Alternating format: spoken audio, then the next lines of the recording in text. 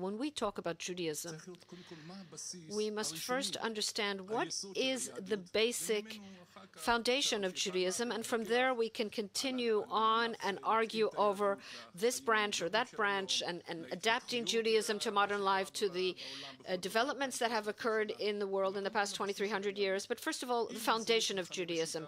If we can find a common denominator there and we can agree on it, then we can move on from there.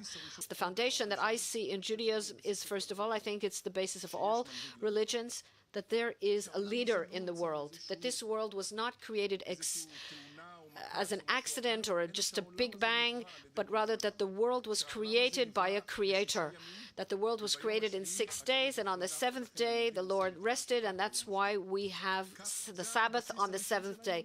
That is the first foundation of my faith. I think Elazar would agree with me that that is the first foundation of his Judaism.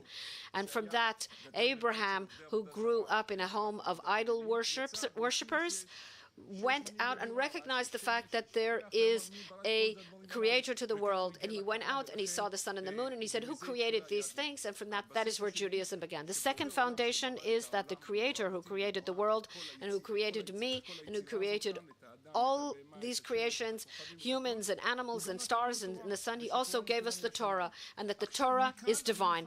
And from there, from this point forward, I'm willing to hear anything you have to say, whether this Torah that was given to us on Mount Sinai, whether it needs to be adapted, or whether the Shabbat there is not the Shabbat that we think it is, but that we have to work from that common denominator of faith, because this is the foundation of my Judaism. That is what I call a Jewish state. What distinguishes me from all the other nations of the world?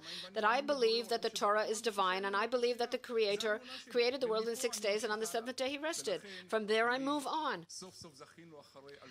After thousands of years, we're finally able to come home to the land of Israel, and we have a Jewish state, and we have the engraving of the gatherings, and it's impossible to describe how great this miracle is from all the diaspora of Israel. What pushed my parents or grandparents to come from Morocco, to come with Jews from Russia, where they have no connection to one another, not language, not culture, nothing. What drew them here, being Jewish? Not the Zionist subject is also a Jewish subject. They finally came to the land of their ancestors. They returned to the land of their tradition. There is something that unites them. There are tefillin, there is the Torah, there is Shabbat. There are things that they all mean, they mean something to everyone. Now, it doesn't matter if they speak about it in a different accent. One says Shabbat and the other one says Shabbos. It's true that the Torah of the Sephardim looks a little bit different. It's in a round container, and the Ashkenazim, it's in a square container. That doesn't matter, but it's the same thing inside. And there are all the diasporas from all over the world who came here for the same reason, and we have to live here together because we have no choice. We have no other state. We know what's happening in the world with the assimilating. We're seeing the Jewish people disappearing throughout the world. If we do some simple math, that before the war, there were 6 million Jews living in the United States. There were 18 million Jews in the world, 6 million in Europe, 6 million in Russia and the other diaspora, and 6 million in the United States. So if we do the statistical math, we can see how many Jews we should have today. Today there are fewer than 6 million Jews living in the United States. This is a spiritual Holocaust because of assimilation. So it's clear that the state of Israel is the spiritual solution to the existence of Judaism in the world.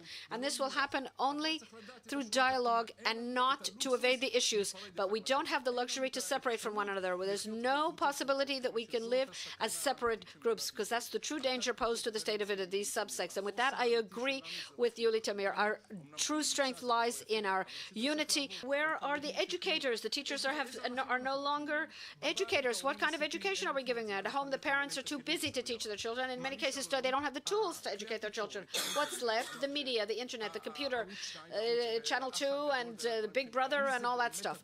Is that really the generation? Are those the values we want to give our children?